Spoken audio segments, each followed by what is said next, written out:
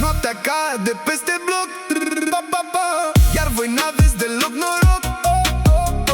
Stați ascunși și mă urmăriți, prin perdele mă priviți. Vorbiți mult și știți puțin, faceți foc din orice spin.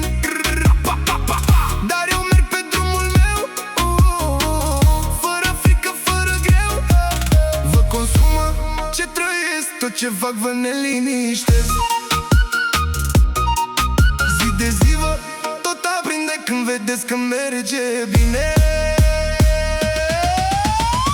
De-asta noaptea nu dormiți, stați la geam și mă gândiți. Nu știu ce vreți să aflați, sunteți niște terminați. De grija mea voi nu dormiți, vreți mereu totul să știți. Ce fac eu cu viața mea?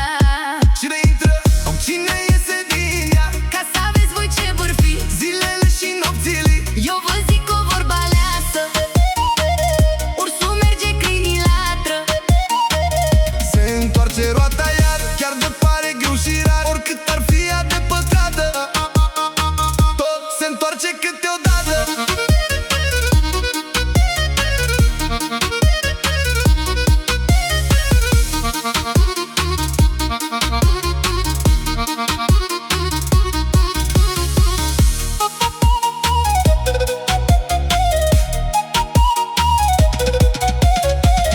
Aveți grijă de vecini, dar de